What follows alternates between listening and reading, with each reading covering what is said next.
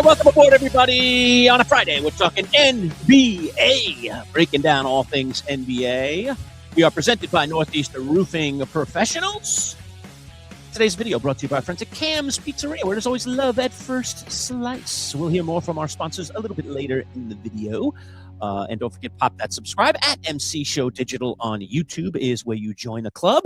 But time to bring in our NBA insider. We talk to him every week, all things NBA, from Heavy.com. It's the one, the only Sean Deveney. What's up, Sean? How are you? Hi, guys. How are you? Happy Friday.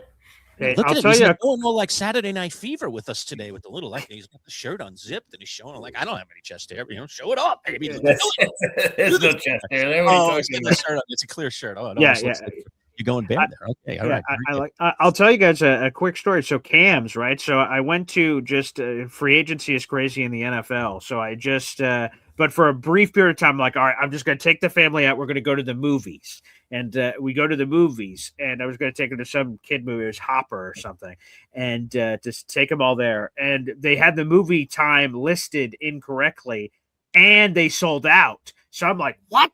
Like this movie had just come out, but I'm like, I don't know. I'm in a small, stupid town. Like it's going to sell out for this kids movie, which is sort of random. I'm just bringing them. I'm not bringing them because I think it's some, Mona Lisa blockbuster. I just brought it because it's a kid movie that came out. Mm-hmm. So I'm like, son of a, now I've got an hour to kill before the next spin. And I see Cam's. So I'm like, all right, guys, I'm just going to bring you over to Cam's. Let's get some food. And they're popping. They're hot and busy. And so as I'm waiting in line, I'm like, okay, cool. I'm looking ahead. I'm seeing in the little case. I'm like, I'll get us a couple of slices of pepperoni. And then there's 3 or 4 people ahead of us. Yeah, I'll take whatever the rest of the pepperoni you got. I'm like, son of a. And then we're just going through the line. The food's disappearing. I'm like, is there going to be anything left? I'm willing to like take something I wasn't even planning on eating. Please, something just be left. And then we went up there and got everything. Got some garlic nuts, some French fries, pizza. Got the whole thing. So Cam's took care of us during that random hour because I didn't want to keep the kids hostage at the movie theater. Would have been hell. So I had to make a quick stop over to Cam's Pizzeria. So they took care of us. Yeah, very cool. And, one of the things they have at Cam's, actually, Paul, at both locations, Oswego and Camillus, is he has those rotating ovens where you can put, like 20 pizzas at the same time, man. So that thing may be emptying out, but that thing will fill right back up, man, when you got that kind of oven where you don't even have any issue with oven space, baby. Nice. You can get the job done. So kudos to our friends. You guys are making me hungry his here. family. Oh, my God. It's making me hungry. I think I want to go to Cam's immediately after this thing. I mean, good Lord. You're absolutely right. I think I will. All right, Sean Deveney, let's talk all things NBA. And one of the hot topics has been, as we led our broadcast with last week, Jason Tatum's return to the Boston Celtics lineup. And I guess they're easing him in. It hasn't exactly been an ease in. I mean, he's playing relatively normal minutes, not full-fledged minutes, and he's come right back and is scoring points and looks like, to a certain degree, the old Jason Tatum. So give us your evaluation here of week 1 of Jason Tatum returns to the Boston Celtics lineup. And before you answer, Sean, we got to give Lurch. Tatum started. You said that you and Sean had that whole thing last week. They had to start not going to They had to do it. They had to do it. So there you go. Yeah. And I think, like we said, they really didn't want to, be in a situation where they're bringing them off the bench and then they've got to make an adjustment. I think they wanted this to be as smooth a transition as possible. And it has. I mean, I don't think anybody could have imagined it going as well as it has for Jason Tatum and the Celtics. Obviously, knock on wood, you don't want anything to happen to the guy down the stretch here. But, this has been probably better than advertised in terms of where he is. When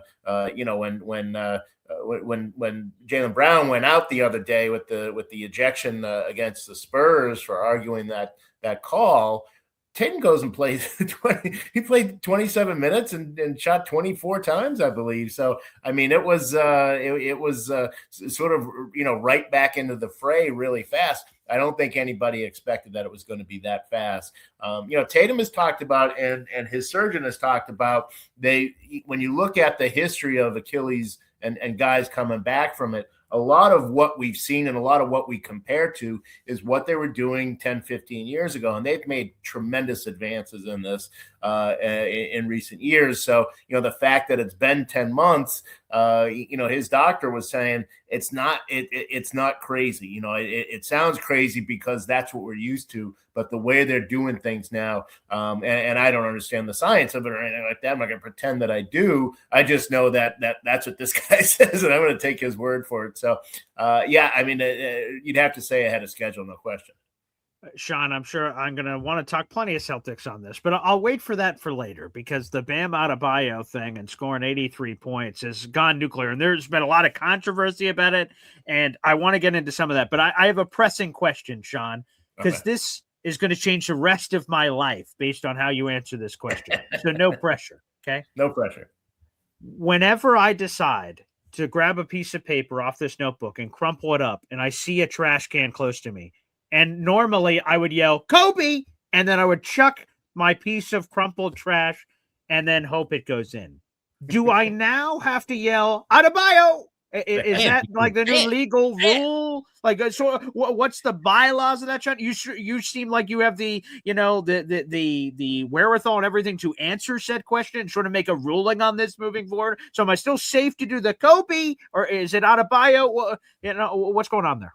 Well, considering what was it, 43 points were at the free throw line, you'd have to say Adebayo, and then you'd have to dribble your paper twice and shoot it slowly. You can't do it falling away. That was not how he scored his 83 points. So yeah, you'll have to. I think you're good still saying Kobe if you're doing a fall away. But in all seriousness, there's been a lot of, and pun intended, heat that's been coming for Bam because people are saying how the end of the game went, where the Heat fouled to get extra opportunities where Bam could feed it. I've heard some people have said, hey, man, it's a historical moment, and I've got no problem with it. If you get over 70 points, I saw an anonymous coach or GM said, like, hey, go for it. That's cool. But there's been a lot of other people that have said, this is what's wrong with the NBA and disgusting. Where do you stand, Sean? Because there's been a lot of controversy about this. I mean, if you talk to people, and I did way back, when people were still alive, who were there for Wilt Chamberlain's game, they were doing the same thing. They were feeding him. They were giving him, every opportunity. Certainly Kobe in that 81-point game was doing the same thing. I mean, they were feeding him, no question about that. You think of Kobe's last game, that 60-point game against the Jazz was kind of a mockery of the game, but it was a moment, and so you kind of look past that, and I think that this is the same thing. You look past it. It's hard to score 40 points in a game, even if the other team is letting you. And a lot of guys couldn't do that. But so the fact that he's able to get to 83, if Spoelstra, didn't pull him out and was doing some special things to get him some extra points, why not? I mean, why wouldn't you? Because there's some times where the moment is bigger than what the one thing that I've discovered over the years, and you guys probably have run into this too, is that there's nobody more boring and more difficult to put up with than purists. Like, come on, man, get over it. Let's enjoy a moment, and this was a cool moment. I mean, look, it was a tough game to watch. It was not. You could argue that the way the refs kind of took control of that game, and that got ugly. But the fact that he got 83 points is pretty cool. Well, my colleague here would like to believe that the game that was played last night might be what the NBA Finals looks like, and that was OKC against the Celtics. OKC wins that game by 2 points. Jason Tatum was rested in that game last night. Give me your thoughts. Was that a preview of the NBA Finals? And if those two faced each other, what might that look like, Sean Deveney? Yeah. I think there's, certainly the way things are shaping up right now, I think you'd have to give the Celtics as good a chance as anybody to come out of the East. I think obviously the Knicks are there as well. I think you can still factor in the Cavaliers.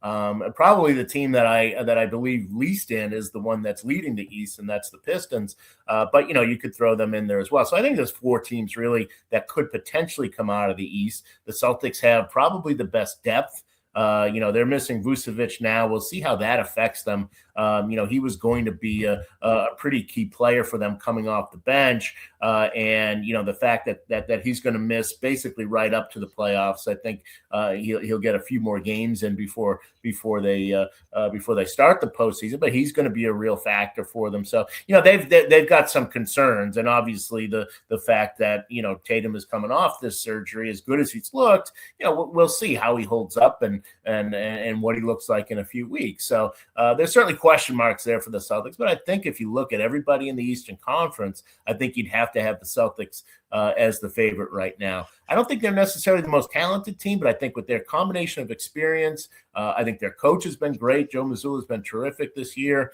And the way they brought around some of those young role players, you'd really have to consider them the favorite there. Sean, when you're right, you're right. Yeah. Now, I was going to say, the way it sits right now in the East, as you mentioned, the Pistons are number 1. The Celtics are 2. The Knicks, I think, are a game and a half behind the Celtics at 3. And the Cavs are very close to the Knicks, maybe a game behind them in the 4th spot at this moment. If you're the Knicks, where do you want to be, Sean? Do you want to be 2? Do you want to be 3 and face the Celtics before you get to the conference finals? Or do you want to be 4 and take out the Pistons and then wonder or not whether the Celtics will be there or whether it will be the Cavaliers? Give me your thoughts on where you think you'd like to be if you were the Knicks. Yeah, I think I'd like to be 4. I mean, you got to realize, though, that some of these teams in the lower end of the East are starting to play a lot better. We talked about Bam, and one of the things that gets lost in that is that Bam Adebayo has been fantastic since the All-Star break. I complain about that guy probably more than anybody in the league because he's capable of being a 25-point per game scorer. He just doesn't seem interested in doing that, and that team needs him to do that. And he's been doing that more and more. So Miami's now a dangerous team. They could wind up at number 5. Orlando's been playing, since they had that. I don't know if you saw the back and forth between Paolo Banchero and Jamal Mosley. They kind of, had a very public disagreement. But since then, they've really come together. They've started to play more like the team that we thought they were going to be. So, I'd say they want to be 4 because they're looking ahead to you'd rather play the Pistons in round 2. But if you're 4, you're probably going to have a pretty tough series in that first go round. Now, if you're the Knicks, you expect to win that, but Orlando's been very, very good. Miami's been very, very good. So that 4 seed isn't going to be comfortable in the first round. Which, well, again, the only thing I want to say, Sean, is when you're right, baby. The Celtics, being in that position is something that makes plenty of sense. I just want to go back to the Bam thing, and it's not for Bam. So we see Kobe get at 81. We see Bam get 83. And that legendary Wilt picture of him with 100. Do you ever see that going down, or is that one of the classic, sports records that's up there? That's just going to be up there forever, and there's never any chance that goes down? Yeah, I mean, I could see it possibly going down. I think the only way it would be somebody like Wembanyama who can shoot threes and draw fouls and get into the paint, because you have to have a game where you're getting fouled a lot and getting it, because it's got to slow the game down that way. Right. And then to me, the only other way to get you, ahead of Wilt is the fact that we have 3-pointers and he didn't. So you'd need a guy who's big enough to draw the fouls and still able to shoot threes and get points in bunches that way. And the way Wembanyama has been shooting the 3 lately, and his ability to play in the post and draw fouls, he's certainly somebody I think who has the potential eventually to do that. I don't know. Now look, we're talking about 2% chance or whatever. I'm not saying that he's gonna break that next year, but I could see it. I think the 3-pointer has got to be part of it, but you also need that guy who's going to be able to slow the game down by getting fouled a lot. It's the Manchild Show with Boyd Green Digital at MC Show Digital. We are presented by Northeast Roofing Professionals, and today's video brought to you by our friends at Cam's Pizzeria. Let's just take 30 seconds, learn a little bit more about our friends from Cam's, and then we're back with more from Sean Deveney, our NBA insider. Stick around. When you think of Cam's Pizzeria, think about two of your favorites. Their zesty buffalo chicken wing pizza or their tasty chicken bacon ranch. Over 16 specialty pizzas made fresh daily with the best ingredients. Indulge in their homemade calzones, subs, wraps, salads, and their famous cannolis for dessert. They're all made with love just for you. Order online for 10% off at camspizza.com. Locations in Camillus and Oswego. Cam's Pizzeria. It's love at first slice. We are back talking all things NBA with Sean Deveney, our NBA insider from Heavy.com, Manchild Show with Boy Green Digital. Hit that subscribe button and become part of our growing community. You can also like our videos by hitting the thumbs up. No effort at all. And both are free, by the way. All right, Sean, back to my Knicks for a moment. It feels to me recently, and maybe because he deserves it to a certain degree, but my good friend Mikal Bridges has been a bit of a human pinata by Stephen A. Smith and others in the media for his lack of scoring prowess. I always try to look at these things, and while I'm certainly disappointed with the way he's played at times, I don't care as long as he plays well in the playoffs. I don't care as long as he does the 3-and-D stuff that I need him to do when it matters. The regular season is wonderful, but we all know that the playoffs is where it matters. So is it justified? Give me a thought about Bridges, and have you seen slippage here? Or are you confident that Mikal Bridges will be fine when it matters? Yeah, I think one of the things that the Knicks have run into, and that is that you've got a starting lineup made of 5 stars / semi-stars, 1A, 2s, and you've got that all through your starting 5. And it's hard to operate that way because there's only going to be so many shots.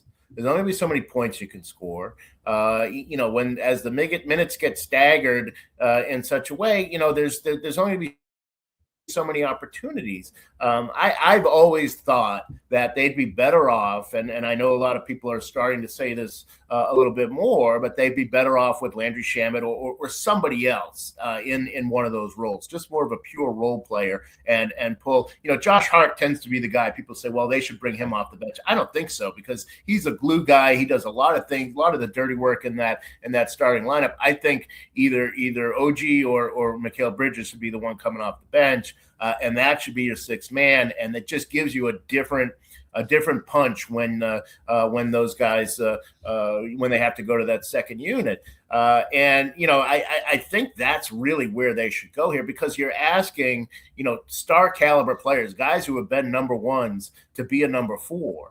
And then, being a number 4 means sometimes you're going to get 5-6 shots in a game. And then you're going to get criticized for, filling a role that you've got to fill because somebody's got to do it. So, I think that to me, the real problem there is that they sort of overstuffed their starting 5. I think they'd be better off moving Bridges or Anunoby, and I think if you compare the two, I think you'd say Bridges would be an excellent 6th man. I think that would really change some of their fortunes. And don't forget, look, the starting 5 that they have stinks. Every game you look up and they're down 12-4 or 16-2 or whatever it is. They need to really consider making some of those changes. I don't think it's Josh Hart. I think they need to move one of their wings, probably Bridges, to that bench.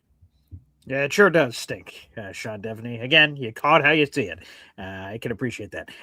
I want to work this one in, and this is unfortunate because it came during a Celtics loss, but we mentioned Wilt earlier, and we mentioned SGA earlier. Wilt Chamberlain now owns one less NBA record thanks to SGA. He broke a record held by Chamberlain for more than 6 decades by scoring at least 20 points in 127 consecutive games. That's regular season games. It's like the most wild stat I've ever heard. Is SGA just the runaway MVP favorite here, Sean? Yeah, I think he should be. Obviously health. He's got enough games, and as long as he maintains that, then I don't see why he wouldn't win it again. That team's been fantastic. He's clearly been the best player. You can complain about how he gets his points, and plenty of people have. Whether he's the foul merchant thing and all that. But the fact is that he's doing what he can within the rules to score points, and that's his job. And so, right now he's doing that better than anybody. I think he's got to be the MVP. Some other guys have pretty good arguments, but I think he should be a pretty clear choice there. I am shocked, Boy Green, that you're not lobbying for your boy Jaylen Brown, who a lot of people out there think is worthy of serious MVP consideration. Obviously, Wembanyama has to be in the conversation. He's just such a freak. I think he'll win one eventually anyway, which is maybe why he won't win one necessarily this year, unless they overtake OKC in the standings. Then all of a sudden, you might have a strong argument. But give me the sense of who else is in the race. It sounds like you're an SGA guy. I think I am too, Sean. But I do think there are still some people alive, and there's still, another 16-ish games left in the NBA season for most teams. That's enough to make a difference. That's enough to make a change here at the end and steal a trophy away from somebody who looks like they've got it. Yeah, I don't know. I think the two guys that you mentioned are right there. You could argue Cade Cunningham. I don't think he'd have a real chance, though. I just when you look at it, it's really SGA. You could say Wemby, but one of the things he has going against him is they played really well without him, So that's something that you'd have to consider there. And then with Jaylen Brown, I think the return of Tatum probably takes some of the wind out of his sails. I think it's going to obviously cut his numbers down a little bit. And if they win with Tatum, then any momentum he would have had going into the offseason would have been sapped. So I think things are stacking up pretty well here for SGA to win this thing and to be the MVP this year. And just to answer it, Lurch, you said oh, wow, Paul, surprised you didn't mention Jaylen Brown. Well, I tried to do one of those bait and switch opportunities. I put my fishing line out in the water for Sean, said, oh, boy, looks like a runaway favorite, this SGA guy. And I was like, come on, Sean, take it. And then Sean to say, whoa, let's hold the horses. Now, who would have been that Jaylen Brown fella? So I tried to bait him and see if he would go JB. And so I didn't say, I'm like, oh, wow, what a take, Sean. Oh, sure, yeah, I've heard that noise. Yeah, that's what I attempted to do, but it didn't go anywhere. No. I mean, look, it's going to be really hard to catch this guy, and you mentioned Wemby, he might be there, but I look, Jaylen Brown's had a great year. What I love about Jaylen Brown this year and is that he's become a presence, and he never was. He was always sort of a background guy. But man, he is talking a lot. He is driving conversation. He never really did that. He's always been. You talk to him in the locker room and stuff. He's always been a really smart guy and enjoyable to talk to, but very quiet. And for some reason this year, he's decided, nah, I'm not going to be quiet this year. And I'm behind it. I like it. Yeah, quite a bit of whining about the officials from Jaylen Brown. Yep. Hearing a lot of that noise. I like it. I like it too, Sean. All right, Sean Deveney, as always, man, another week in the books. We appreciate you, my friend. We'll talk to you again next week. Okay, thanks, guys.